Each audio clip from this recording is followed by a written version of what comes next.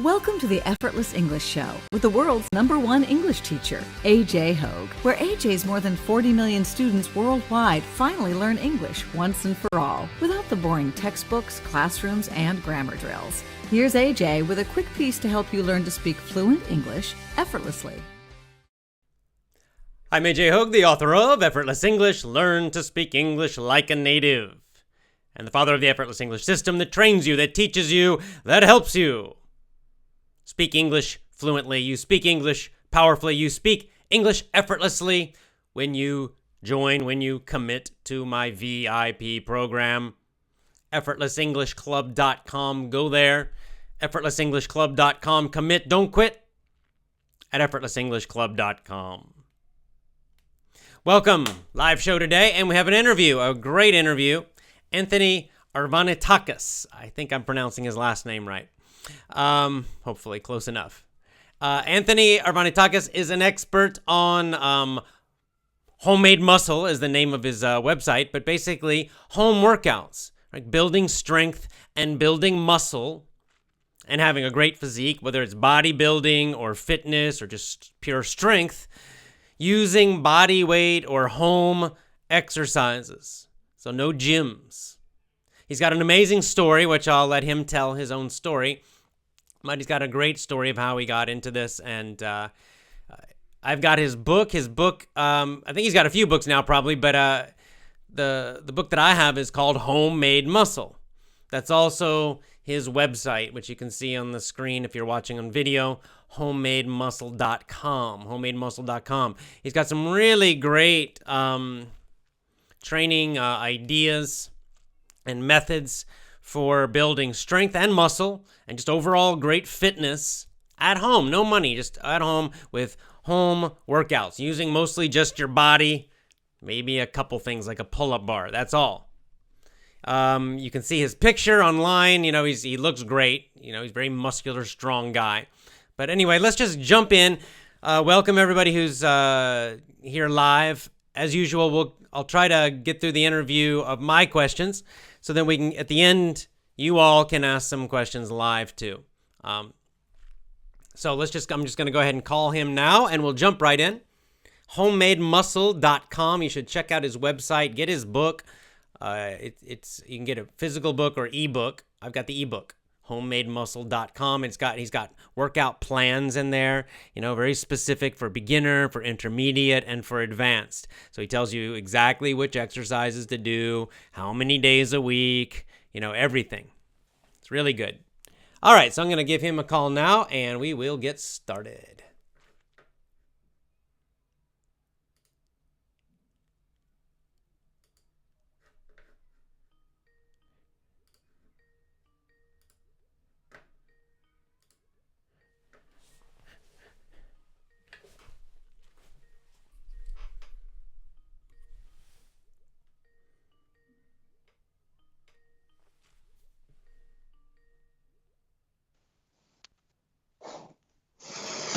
Hey, Anthony, how you doing?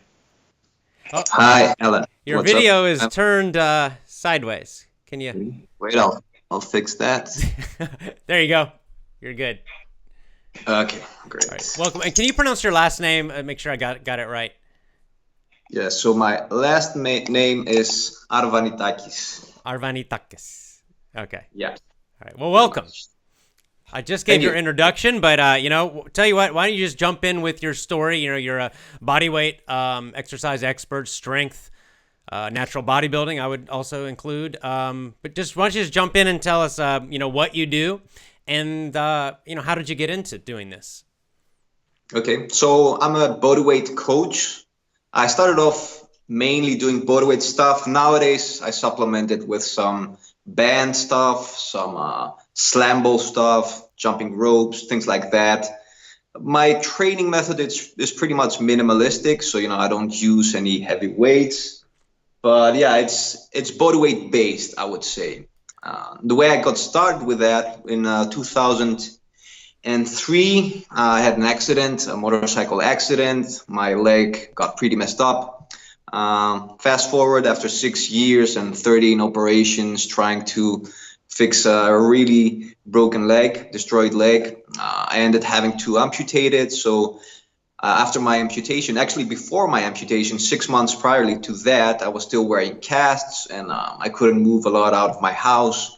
I didn't have like a car and this and that. So I wanted to get started training again. I wanted to get strong again, because I felt that getting stronger physically would help me mentally as well to move on to like a big decision, which was my amputation.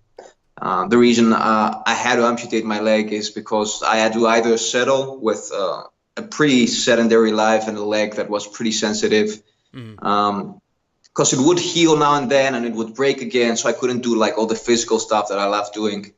And so I got started training again. I started feeling better again. I got all the confidence I needed to make that big decision. And I had my amputation. I had got a prosthetic leg, and since then I haven't looked back. I can nowadays I can run, I can sprint, and I can do all the things that I do and be pretty active. So in a nutshell, yeah, I would say that's my story. You've got a pretty amazing before and after pic in your book and on your website as well, of when after you guys been through all this ordeal, and before you really started your body weight exercise routine seriously, and then compare that to now. It's pretty amazing, the before and after. Can you talk about why did you decide on body weight? Why not like just go to the gym? And I know you said you were stuck at home a little bit, but any other reasons? Home, and I didn't feel that confident to go to the gym. I also was in a phase of my life that I was a bit closed to myself. I didn't feel like socializing a lot. So I started training at home, and I just started doing pull-ups off a door frame that I had in my house, or like some old videos on my channel. People can find those. And then I started adding some push-ups and some pretty basic stuff. And I saw that I'm starting to look pretty good again. So I thought, like, what is the potential of this? How far can you get just by doing body weight? Then I started training a bit outside as well and in parks. And after a certain point, like, I didn't feel like going to the gym. I went like a few times with friends, and the whole environment for me was like too artificial, too limited. I prefer training at home or at the parks, having my own music, having the people that I want to train with, or training alone, whatever I felt like that the day that I trained. So for me, it was like a no-brainer. Like, this is what I like to do. This is how I like to train. And I thought, of why not sharing my story, see how other people feel about this, and just see how can I evolve this whole project. How can I build a community? I wrote a book about my story. People responded pretty well to it. I got really positive messages, like people going through hard stuff as well, and they told me how it helped them. So I thought, okay, this is like what I like to do. And I can use my story and what I went through to turn it into a positive thing and help people, and also turn it into my job, and do something for work that I also love, instead of doing like a job that is meaningless to me. Because I did a lot of jobs on the side as well until like my online business picked up. And for me, it was a no-brainer. Like, I really want to do what I love doing, which is this. And the moment I'm ready to live on this, I'm going to quit everything and just do bodyweight muscle. It used to be homemade muscle. Now it's bodyweight muscle. I did a little bodyweight muscle. Okay. Yeah. So, because in the beginning it was just training at home, and then it became a little broader than that. And is your main website still homemademuscle.com, or do you have another one? It's bodyweight muscle, but if you go to homemade muscle as well, it will redirect you to bodyweight muscle. So okay. Whatever. Right. Okay. Good. Because I've got homemade muscle on the screen. So, all right, good enough. What do you think the benefits are of body weight exercise, working out at home, in parks, for most people? So you just kind of described for yourself, but relative to a gym, because I think a lot of people have this some of these feelings about gyms as well, especially people I think who are not in good shape. Like people are in great shape, they go to the gym, maybe they show off a bit, but someone's overweight or they're weak. and they have kind of that same intimidation or other issues. So can you talk a little more about why you think body weight and working out at home is great for most people? Yeah. So first of all, I believe that why go lift weights when you haven't learned yet how to use your body? Like nowadays, I have the last 2 years, I moved back to my hometown in Greece. I live in northern Greece, really small town, a really beautiful town, Kastoria. So I train a lot of people as well. And I noticed that especially the next generation of kids, they have no idea of how to move their body properly. Like you put them do like an inverted row, which is like a pretty functional basic exercise. Yeah. And they're not stable, they're losing their balance. You have them do a squat, just bodyweight squat, and they're like leaning forward and form is really bad. And as kids, I don't know, like some basic movement patterns back in my time, in my generation, I'm not that old, but I was on the edge when the internet came here in Greece. So I had a little bit of more natural growing up, not a lot of computers, being all day outside, playing in the neighborhood, just like scraping your knees and, coming back at home with mud in your hands and stuff that. Now I see like next generation of kids, they're pretty close in their homes, on their computers. And, like exploring the whole digital world as well is pretty good, but you need to balance that with some getting outside, some exposure to natural light and some movement. So I noticed that if you take these kids and you put them into a gym and you make them lift weights on a machine, like you're just going to make them worse. You're just going to turn them into like this shape back there. You can see the guy on the computer. Yeah. So, you just turn them back into really, you basically just promote their already bad posture that they have on their computer. So I find it's best to start with bodyweight. Learn to do basic movement patterns, learn how to use your weight to get stronger, before you start bench pressing 100 kilos. If you want to do that later on as well, I mean, go on. Of course, it's not bad, but I definitely believe that the core of everyone's training should be bodyweight, or at least should start with bodyweight. So yeah, that's one reason of why I strongly believe into bodyweight training. And the other reason is that you're not, you don't need a gym to train. You can train anywhere, like you're on vacation or you're outside. As long as you have something to hang on, so you can do some pulling stuff, you can train in a really balanced way, and you can train anytime, anywhere. You're not limited by the gym hours. Either you want to train alone or with friends. You can do it anywhere, anytime. So these are like some of the reasons that I really believe in bodyweight training. Yeah, that's one of the reasons I got into it. I travel a lot, and especially before I was traveling much more. And I can just do it in a hotel room. I don't have to try to hunt down a gym as I'm moving around. It's great. What about there's kind of maybe a misconception that body weight is that you really can't get very strong with that, right? Yeah. That, push-ups, how can you get, okay, you'll get a little strong, but obviously that's not true. But can you talk a little bit more about that and how you use body weight exercises to progress to greater and greater strength? Yeah, so in the beginning, I was also pretty curious about how far can you get with bodyweight training, because the three main mechanisms of hypertrophy, of building muscle, getting big, are mechanical tension, like that's the tension, the weight that you're using when you're doing bodyweight, that's your own weight, or basically the percentage of the weight you're doing depending on the levers on where you're standing and stuff like that.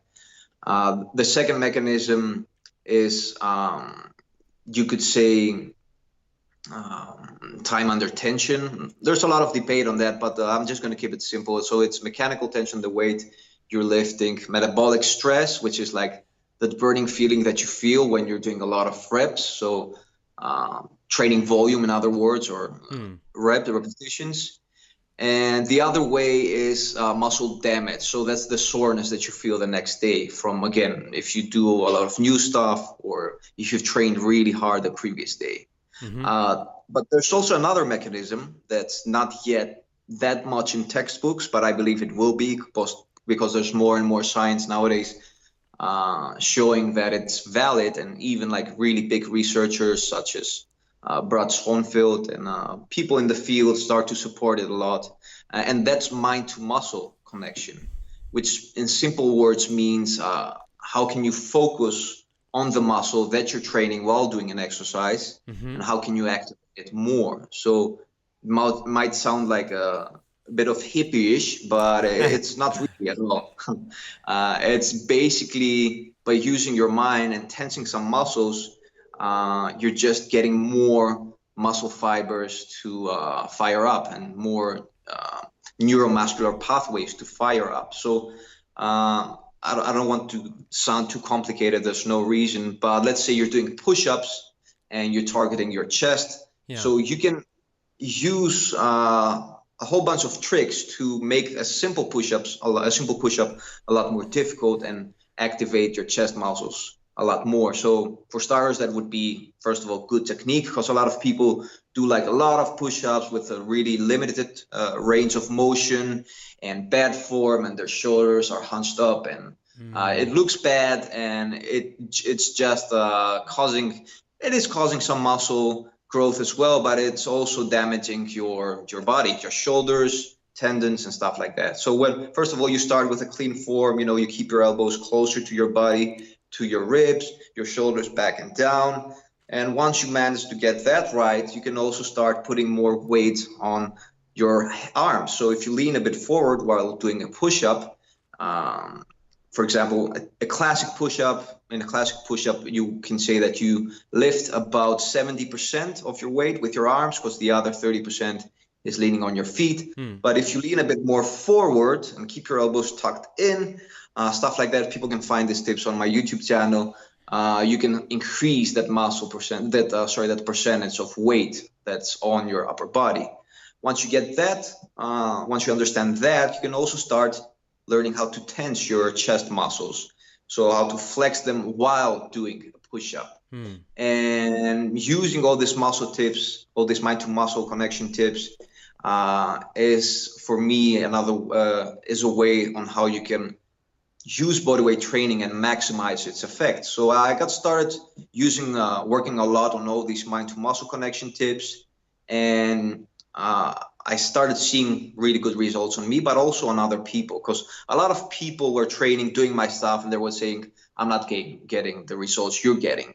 So in the beginning, I noticed that I was doing a lot of these mind to muscle connection tips without realizing it. For me, it just came natural, but a lot of people were just doing, like, let's say push-ups again, which is like the classic bodyweight exercise.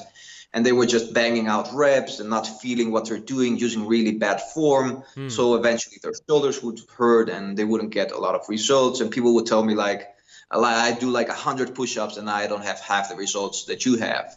And that's when I realized, okay, people are doing a lot of reps, but they are meaningless reps. It's not just about counting reps. It's about making each rep count, each rep as efficient as possible. So that's when I realized that I'm onto something, because when I started explaining these tips on people, I started getting a lot of feedback, and people were like, I've been training bodyweight for years and it's the first time that my chest is sore again. My back is sore again. I'm getting results. And that's when like a light bulb for me went on. And in the beginning, I was pretty skeptical about it, because I'm also pretty science-based guy. I like science. I like having scientific data to support what I do. But there wasn't a lot of research at that point. But the fortunate thing is the moment I started working on these things, like within the next months, new research studies started coming out on mind to muscle connection, supporting it. So like I was, okay, this is not just my idea. This is not like a placebo effect. This is really something that works. Well, I remember the first time I tried it, I was pretty shocked, because I think I could do about 40 normal push-ups, decent form, but fast, like you're saying.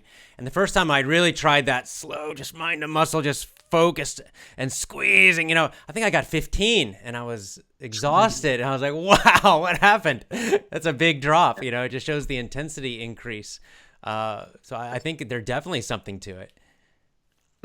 Now, Yeah, what? it's Go good ahead. to set the ego aside, because like Yeah. it's easy to pump your ego by doing a lot of reps, and like suddenly you're doing 40 push-ups, as you said, and now you realize that, okay, I can do like 14 or 15 push-ups. And in the beginning, that might not be that satisfying to yourself, but once you start feeling your body and seeing the effects on your body, you realize that what you're doing, because in the end your body doesn't understand reps. Like your muscles don't understand reps. They're not like, okay, you did 20 reps, so I'm gonna get like 20 point something more stronger times. Your muscles understand muscle tension. They don't understand reps.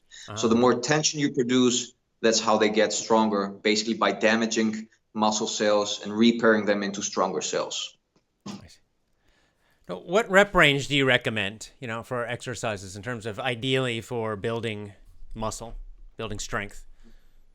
So my recommendation is start with every bodyweight exercise you want to use, and first of all, perfect 5 repetitions. If you're maybe overweight and you can't do 5 perfect push-ups, make it easier. Like put your hands on some steps, so make them like more incline, and perfect 5 incline push-ups. As you get better and stronger slowly and you lose weight, perfect like 5 clean horizontal push-ups. Once that gets easier, start adding reps without also losing your form though. So I would say once you have good technique, go all the way up to 15 repetitions. And once you can do 15 repetitions in push-ups, pull-ups, I would say a bit less, 10 to 12, because it's a bit more difficult exercise. Yeah. Then start incorporating mind-to-muscle techniques into your repetitions. And after that, once you get that properly done, once you get accustomed to to mind-to-muscle tips, just start adding as many reps as you can, but also keeping in mind mind-to-muscle connection. It used to be the idea that you get stronger and bigger between that hypertrophy range of 8 to 12 repetitions, but now studies show that you can go all the way up to 30 and 40 repetitions and gain a lot of muscle, as long as you're working close to muscle failure. So if you're doing like 30 reps, if you like reach the end point and you're like you can do like 29 and you fail, that's also going to build the same amount of muscle that you would do with 8 to 12 reps of using heavier intensity. It's not what we're starting to realize now in research. Well, not me, but the researchers, great researchers such as Brad Schoenfield and all of these guys, is that it's not that much about using specific rep ranges and a lot of weight. It's more about working close to muscle failure, and also mixing it up a little bit. So, using some lower rep ranges, using some extra weight. If like you reach like a really high plateau, if you've trained like for 5 years consistently with bodyweight training and you're not seeing any results, yeah, you can use like a weighted vest and some things like that. I like to put like slam balls between my leg, weighted balls basically, and lift them that way. Or move to more difficult progressions. Like after doing normal push-ups, you can start to learn how to do one-arm push-ups, which for some people look pretty difficult, but it's all about gradual, basically building it up gradually, using progressions and slowly getting stronger. For someone who is just starting, what kind of core exercises would you recommend that they start with, just for the average beginner? Yeah, so like the abdominal crunch is like the typical bodyweight exercise in general people do for their abs.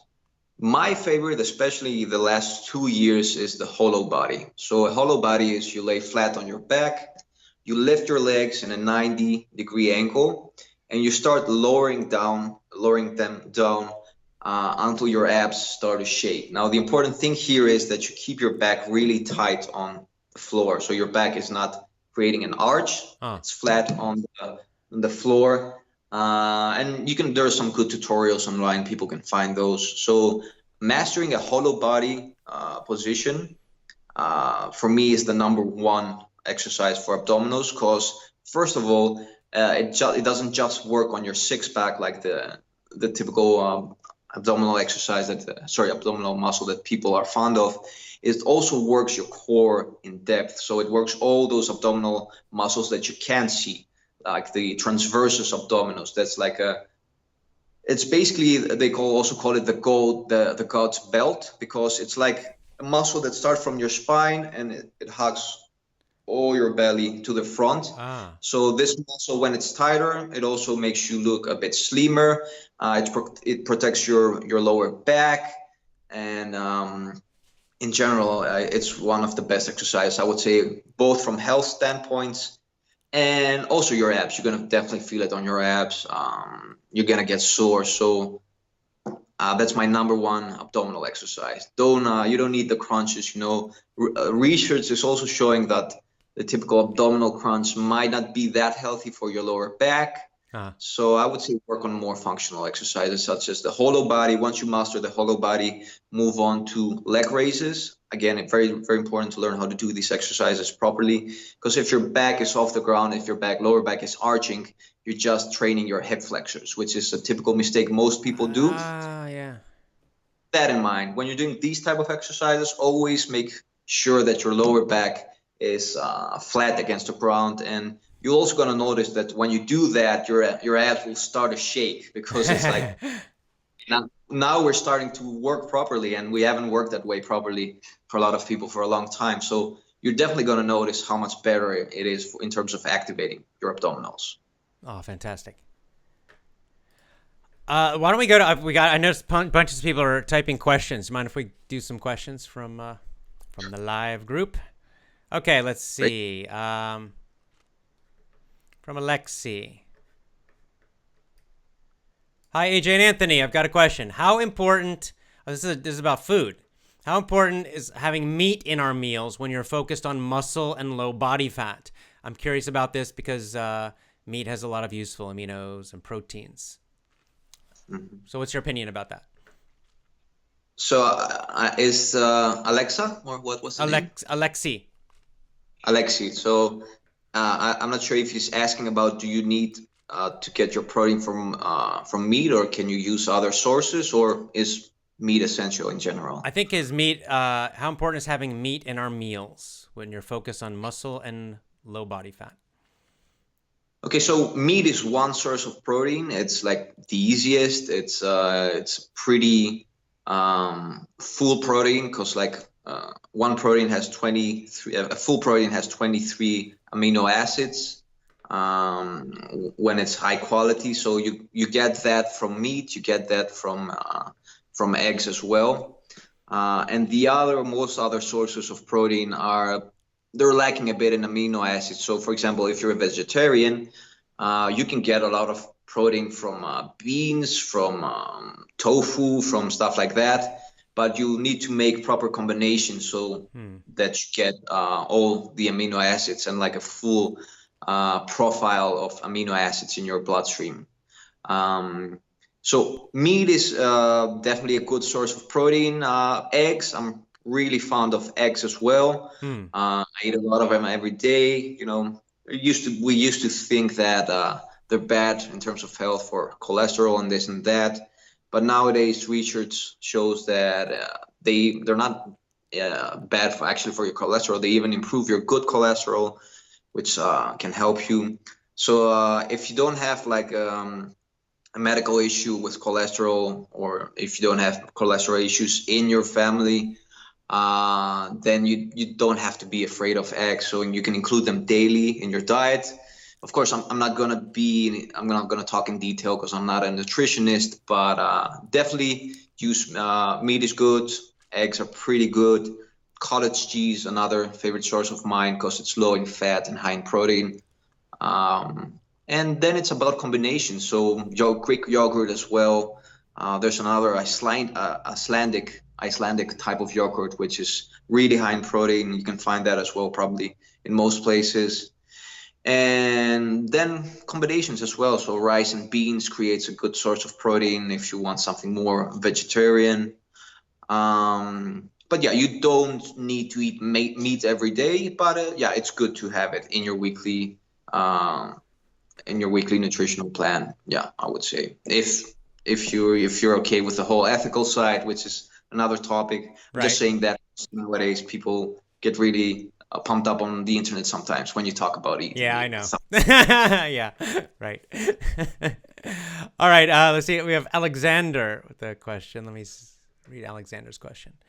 I prefer to exercise at home too. In this case, I can manage my own time more productively. But when you exercise like this, there's a probability you will make more mistakes. How can I control myself, my form, during exercise? Should I use a mirror or something like that?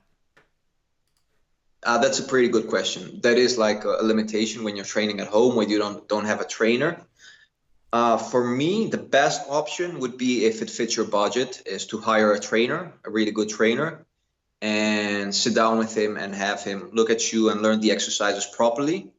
Because like, even if you know all the exercises properly, like even with me, I know my stuff when it comes to body weight.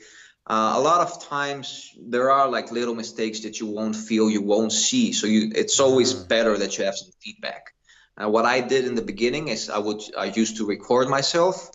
I used mirrors a little bit as well, but it's not that functional with bodyweight stuff, because like you have to put the mirror down on the floor and use it up, and sometimes you can't see yourself that easily. But I would say record yourself, number one. And if fit your budget, get a good trainer, definitely something that will help a lot. Great. Okay, next question is from Merrick. How to avoid injuries during exercise? What should be a good warm-up? Yeah. So the typical warm-up is like jogging. Most people are accustomed with, which is good. Jogging will increase your body's temperature.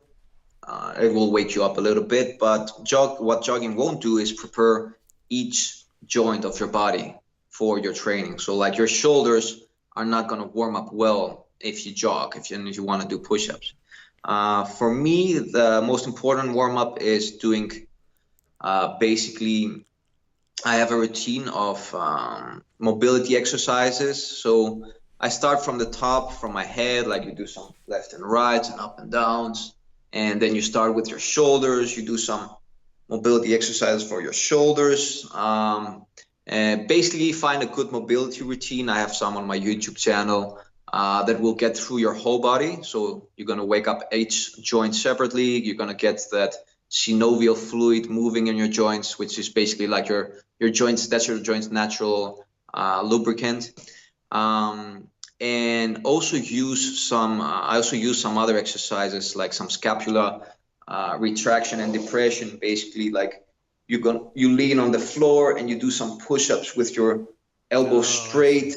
I want to make like a new video on that, on how to do a really proper warm-up for when training at home or outside. I should get to that. It's something that's been missing, I think, from my videos. I have one in the past, but I've added some new stuff. So I'm going to try to make that as soon as possible. But to summarize, my answer is definitely you can jog. That's not bad. You can do some jogging in the beginning. 3 to 5 minutes is enough. That also depends, of course, on the time and the temperature. So like if you live somewhere really cold and if it's early in the morning, you're going to need more cardio for your body to wake up, more jogging and more warming up in general. If you live somewhere very warm and you're training in the afternoon, you're going to need a bit less. So start with some jogging if you want. It's not mandatory. Really focus on mobility drills that go through your whole body. And start with also taking it slow in the beginning. Like don't start doing push-ups till failure. Do like 2 sets of some easy push-ups, what I call, just a few reps to get your joints and your muscles woken up, and then gradually go through your program. What's your YouTube channel called, by the way? So my YouTube channel is BodyWeight Muscle. If you type homemade muscle or BodyWeight Muscle, you'll find it. But just type BodyWeight Muscle and you'll find it. Okay, great. All right. Next question is from Cardo. What are the basic machines or equipment for home exercise? Like, what do you need? So first of all, you need something to hang on, in my opinion. something that you can do pull-ups, or if pull-ups are too difficult for you, something that you can do inverted rows. My number one piece of equipment are gymnastic rings. If you train outdoors, you can hang those around different places. Like you can hang them off the body of a basketball hoop. You can hang them off a sturdy tree branch. You can hang them off some pull-up bars, or anything that's stable and safe enough. I love gymnastic rings because you can do pull-ups on them. You can do inverted rows. A lot of people do bodyweight stuff, but they focus on the pushing stuff and the abdominal stuff, and they don't do any pulling stuff, which is important. You want to keep your pulling and your pushing exercises in balance. So I would say if you train at home, get a pull-up bar that you can use, and also some gymnastic rings. So you can hang your rings on the pull-up bar, and you can also do inverted rows, because pull-ups are great. They work on your vertical pulling strength, but you also need your horizontal pulling strength to keep things. So for training at home, a pull-up bar and gymnastic rings. For training outside, just gymnastic rings will do. Definitely get started with that. It's like an investment that you won't regret. I have rings now. I have a set of rings that I've had it for 5 years, and I've used it myself. I have my trainees use them. I just got them for like $30, and they're still good. So definitely worth the investment. Fantastic. All right, Evgenia has a question. Another food question. I was drinking dry protein with milk, so like powdered, after each training, but it's not good for my stomach. But it's good for my muscles. Which protein do you recommend? Like which that's not bad for health? Which brand? Yeah. Or do you use a protein drink? I've used different brands in the past. What I want to do when I get a protein is, first of all, search online and see, have these brands been tested in labs? Because there are like some labs that take proteins and they test them to see what is in them actually. Because some protein brands say that they have like 70% protein in them, and they have like 33%. The fluctuations. And they have even found that some brands contained illegal substances, like more anabolic substances, which is also not good for your health. So make sure that the brand that you find has been tested in labs. I like Body Lab. This is what I'm using lately. The caramel taste is just superb. I love it for the taste. Body Lab. And yeah, Body Lab. And I used to use another one. I can't remember it. But yeah, I don't want to promote any brands. So just go online and see if your brand has been tested. If you have stomach issues, that might be due to the lactate, to the milk products in your protein. So there are also proteins made out of other sources, like vegetarian proteins. You have protein out of nowadays you even have protein made out of pork, I think, or meat or stuff like that. So there are no milk products in those, in case that's what's bothering your body. So if you don't think it's from the milk products, if it's like a whey protein, maybe try another brand. Maybe the brand you're using is not good. Or if you think that it's from that, just use another source of protein. So there are a lot of different ones you can find. Just experiment with them, and I think you'll find what's good for you. Great. Oh no, this next question it's a very good question. Yep. How can I build leg muscles bigger doing body weight without lifting weights? I know that's a common challenge. Yeah, that's a good question. So when I got started, I used a lot of pistol squats. For those who don't know, a pistol squat is a squat on one leg while extending the other leg at front. So everybody was doing it. It was like the really coolest bodyweight lower body training exercise. But from the beginning, I didn't feel that convenient with it, because I noticed that it promoted some things that weren't good for your knees and your lower back. So there is a rounding of your lower back if you do pistol squats, which the only way you can avoid that is if you have extreme flexibility in your ankle. But we're talking like about levels of gymnasts and people like that, which most people don't have. So the pistol squat is like the the most popular one. I don't use it anymore because I've noticed that it hurts people's knees. Not everybody, of course, but a lot of people's knees and lower back. So I don't do that. And after that, I was pretty challenged to find some good lower body exercises. What I noticed is that sprinting, uphill sprinting or upstair running is really good for the legs. Not something I guess you can do indoors, but you can find a hill close to your house or a big staircase that you can run. So these are pretty good for your legs. Like do 30-second sprints on stairs or running uphill. Really good. Still a bodyweight exercise. You don't use any equipment. Yep. If that's not that possible for you, then using plyometric stuff. So using jumping elements in exercises also really good for building lower body. So lower jumping lunges and burpees, pretty good for your legs, but not the typical burpees a lot of people do. Not the burpee with a push-up. It's like doing a strict push-up. I also call these plyo burpees. That's how I named them. You can find them on my channel, which means that you do a burpee, but you focus all your strength on the vertical jump. So burpees, plyo burpees, and jumping lunges, really good exercises for building your lower body as well. Another exercise you can do like indoors, you don't need a lot of space, is the wall sit. So standing flat on your back with a 90-degree angle on your legs. Also pretty good. It gets easy pretty fast. So like you can build up to one leg at 1 minute pretty easily. So after that, what you can do is start working again on your mind to muscle techniques. You can also do them single-legged. And you can also start putting weight. What I do is like use a weighted ball, a weighted slam ball, like 10, 20 kilos. That's like 45 pounds between your knees and squeezing that ball really hard. Ah, right. Excellent. Okay. So Vladislav here with a comment. See, I guess most beginners need to develop discipline for exercise consistency.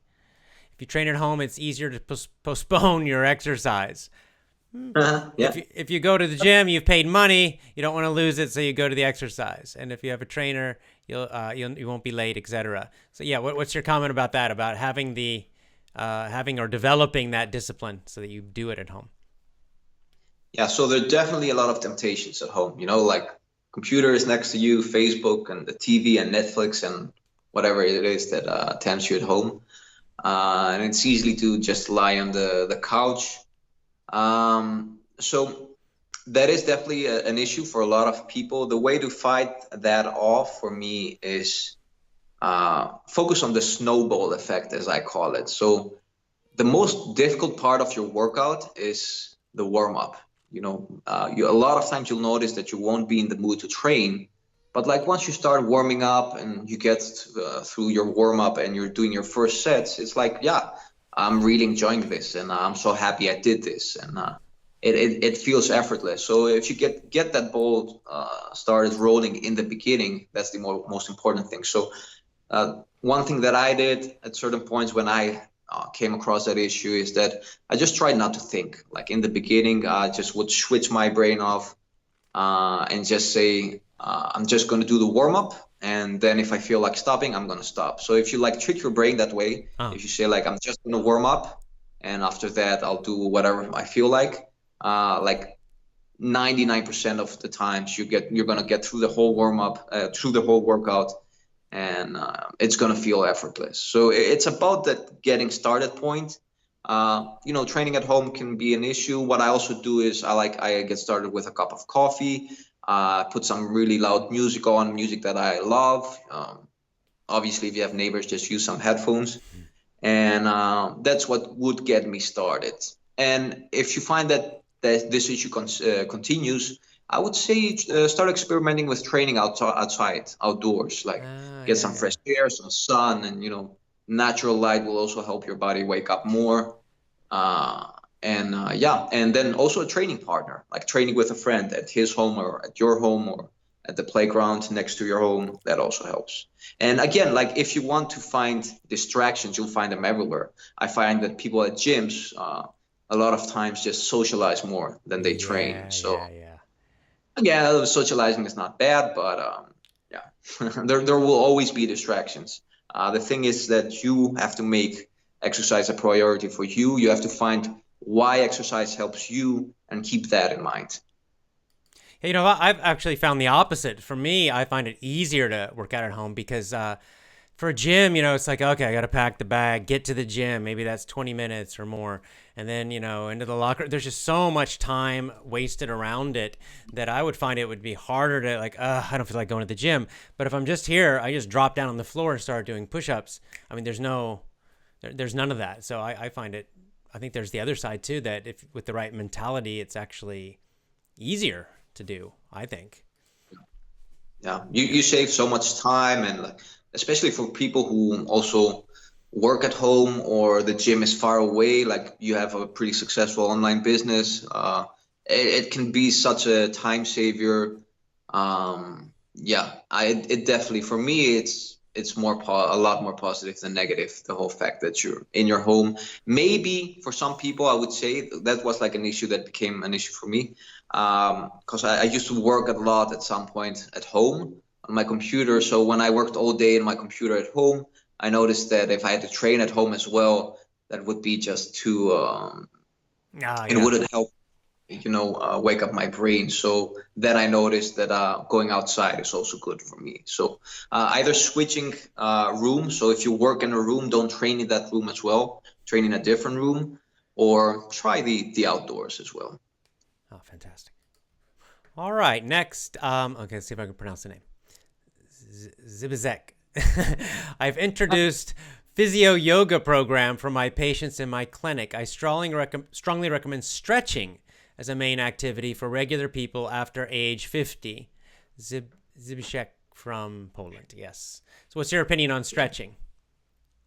So there definitely was a big part back in the time that I was just too bored to do it, too lazy to do it. I'll admit that. But as you grow older, especially, I don't even say 50. I would say after 27, slowly, if you move on to your 27 and your 30s, your body starts to tighten up. Like you start losing your flexibility. Yeah. So I noticed that things would be a lot tighter, and that's when I started appreciating stretching. It's like with everything. When you have it, you don't appreciate it, but once you start losing it. So I started noticing that typical problems like tight hip flexors, things that's muscles that get tighter as you grow older, but also from having a pretty sedentary lifestyle that I used to have nowadays. I'm more and more outside and I'm sitting less, but definitely flexibility important for me nowadays. I stretch every day. The good thing is that I also train people. I do a lot of personal training, and I always stretch with them. So either I want it or not, I'm gonna stretch like 5 times a day. Oh, that's great. But I'm definitely pro stretching. Like the science on that is still pretty blurry. We're still not sure how much does it help or not. But from my personal practice and from what I've seen with people, especially for people after their 30s, stretching just becomes more and more important. You don't have to stretch every muscle, but you definitely have to stretch the muscles that get tighter through your lifestyle and the aging muscles. So basically, your aging muscles are the muscles that tighten up as you slowly.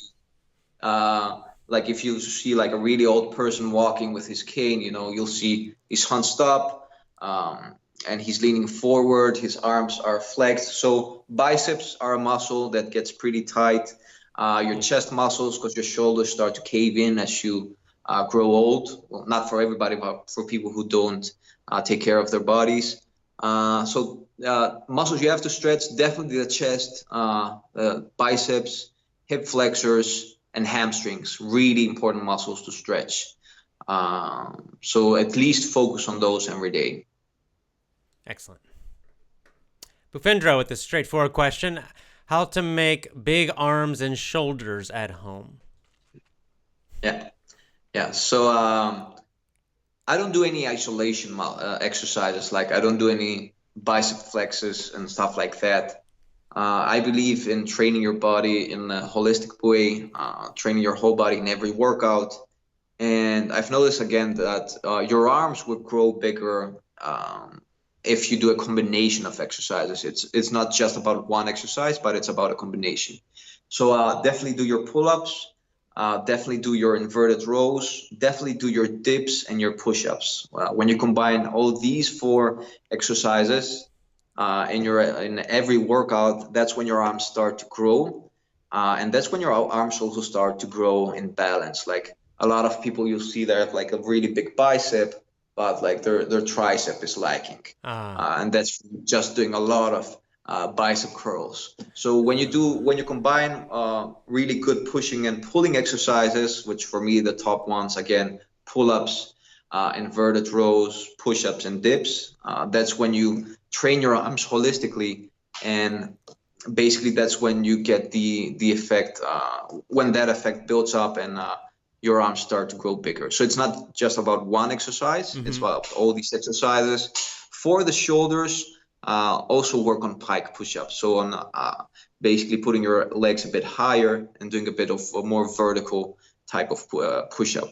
And slowly on, you can build that up to a handstand push-up, which takes time, but once you get to a point that you can do handstand push-up, that's when your shoulders will definitely transform. That's when I noticed that my shoulders started getting pretty bigger. The only problem with that is that handstand push-ups are not for everyone. So, it's a pretty demanding exercise, a pretty challenging exercise. And you definitely need some healthy shoulders to do it. So if you have like shoulders that are pretty easily injured, or if you've had issues in the past, make sure that you work on it really gradually and carefully, and do it as long as it doesn't cause you any issues. Great advice. Do you have time for a couple more? Yeah, I love these questions. Okay, great. All right, great. Zazlina asks how to start doing pull-ups as a woman. It's too difficult for me right now. I've always wanted to do this. So that's a great question. Yeah. How do you can't do a single pull-up. How do you get to that first one? Yeah, so pull-ups are definitely more challenging for women, both from a strength reason and an anatomical reason. Like women will tend to be also more heavier on their hips, weaker on their arms. So that makes it a lot more challenging. The best way to get started for me is using a band. So get a pull-up band, resistance band, put it underneath your foot, so that way you're decreasing the weight you're lifting.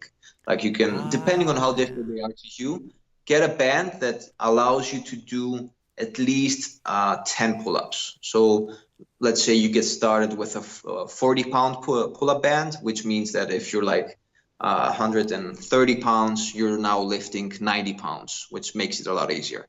And gradually decrease the resistance of your band. So once you get 10 pull-ups with a 40-pound band are pretty easy, move on to like a 30-pound band or a 20-pound band. And the more you do this, at some point, you're going to reach a point that you can do your pull-ups without any exterior help. And they're just like, you just get those online, pull-up band. Is that what it's called? Yeah, they're pretty popular nowadays. Also, thankfully to CrossFit. CrossFit started using these bands a lot to teach people to do pull-ups. So nowadays you can find them almost everywhere. Yeah. Oh, great. That's great advice. Okay, next we have Leo Bomer. Hi, AJ and Anthony. When is it better to work out, in the first or second part of the day, or does it not matter? And that's a good question. So based on science, it's a bit better to train later in the day because your body is more woken up, more warmed up. For me, the best time to train is the time that fits your lifestyle. So like not everybody can train in the afternoon due to work. Some people train at 5 o'clock in the morning. I've done that in the past when it used to fit my lifestyle and because I used to work a lot. So like if you start working, if you work the whole day and you're exhausted at the end of the day, if your work is also maybe pretty demanding, and you want to train in the afternoon, for a lot of people that won't work. So in that category of people, I would recommend training in the morning. Um, Basically, it's whatever fits your lifestyle. So the other thing is that also your body gets used to the time that you train. So if you get used to training at 10 o'clock every day, you'll see that your body works better at that time of the day. If you get training at, let's say, an extreme other example, at 11 o'clock at night, your body will probably get used to that. So I would say find the time that works best for your lifestyle, the time that you see that is more functional, and you'll skip it less. People and things will get less in the way of your workout. Use that time, and your body will get used to that. Yeah, great. All right, Bhupendra again. Is rest necessary during exercise? Like, what kind of rest, I guess, within a workout, and then, of course, between workouts? Like, what's your advice on rest? Yeah. So resting periods, what we see from current research is that bigger rest intervals are a bit better for building muscle. I would say that it's using a little bit of everything. So using bigger resting periods when your body gets used to that, making them smaller for a while. So I would say just switch it up every now and then. I never rest less than a minute. I'm definitely pro to resting at least 1.5 minutes for me.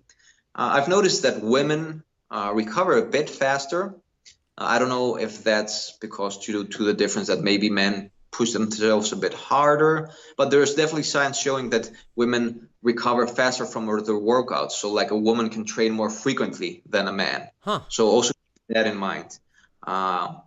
But I would say keep your resting periods to at least 1.5 minutes. For me, when I do like circuits or straight sets, I like to rest at least minimum 1.5 minutes, and sometimes up to 2 or 3 minutes. What's most important for me is that I feel fully recovered, and I can hit my next set like really hard and properly, and concentrated. That's what's most important for me. I see. And then what about during the week? So between workouts, you do full body workouts each workout? Yeah. So here you also have to look at training volume, which means how many sets are you getting per workout? Because you can do like 20 pull-up sets, let's say something extreme. Yeah. And you're definitely going to need more days to recover if you did 4 pull-up sets on that day, right? So it all has to do with training volume. I've talked a lot about that as well.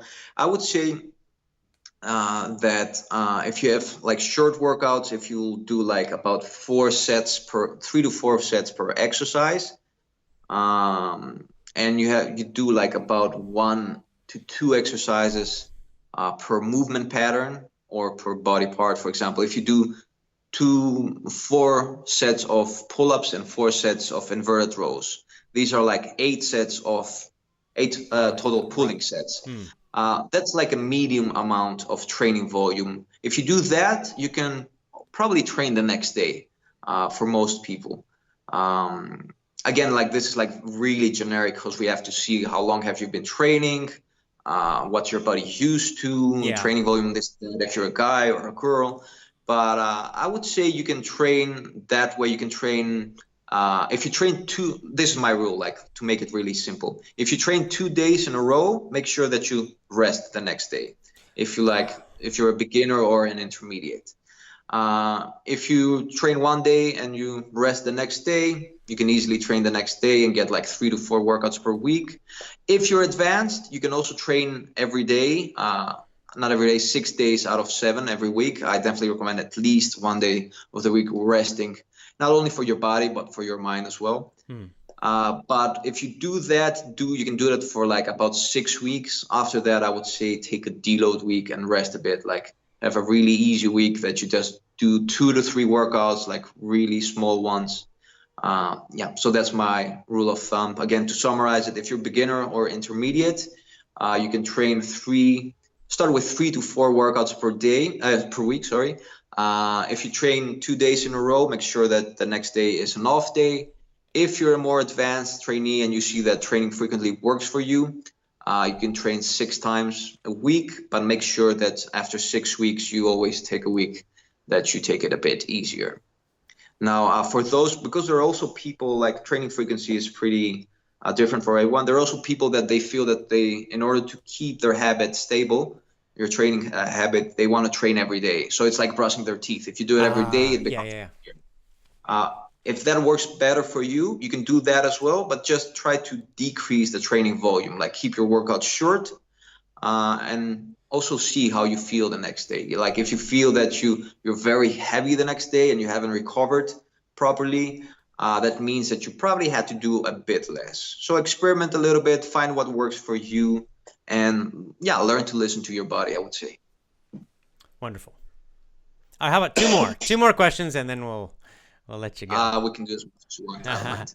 All right, Vladislav again with a nice question that interests me as well. My dad tells me it's impossible to grow muscle after the age of 35. I know this is wrong because I've done it a little bit. What do you think about this? My dad is 53 now. He keeps himself in good shape by training, but he tells me he can't grow his muscles. Good question. So it depends. Like if you haven't trained in your life and you start training at 35, you're definitely going to build muscle. If you've been training your whole life since you've been 12 years old, and you've been training really hard and you've basically reached your genetic potential, pretty much, or pretty close to that, then it's going to be quite difficult to build muscle after 35. It's going to happen probably, but in a lot slower rate. So it depends. Like if you're like, let's use a funny example. If you're like Arnold Schwarzenegger, and like you've reached your peak potential when you're 35, so you have this amazing body.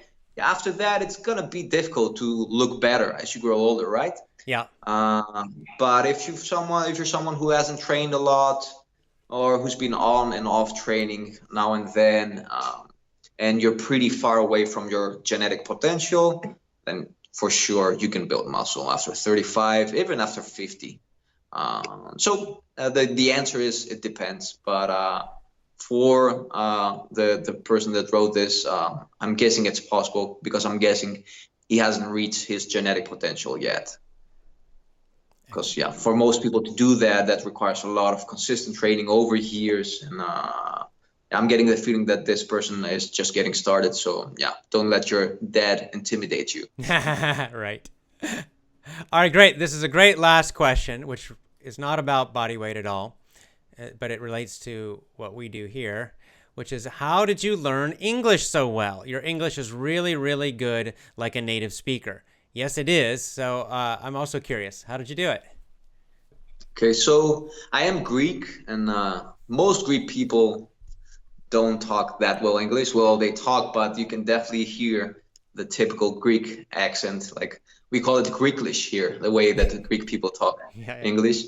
The fortunate thing with me was that my mother is Dutch, so she was more comfortable with English when she first moved here. And she used to talk some English when I was small.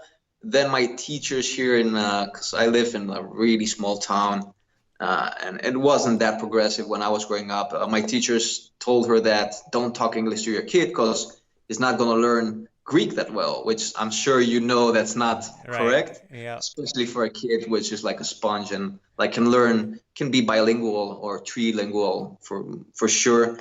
If his parents do that teach him methodically. So I got started with a bit of English from my mother as a kid. The other thing that worked with me was having a girlfriend that spoke.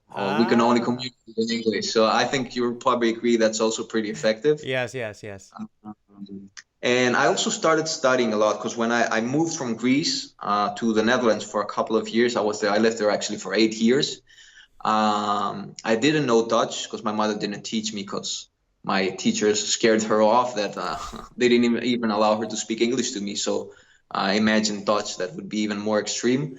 The other way that I learned my English a lot better was So in the Netherlands, I started communicating at first through English with people, because Dutch people speak pretty good English.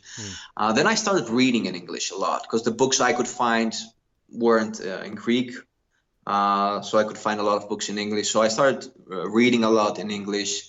Then I started eliminating subtitles from movies and TV shows. That helped as well. So get a girlfriend that only speaks English.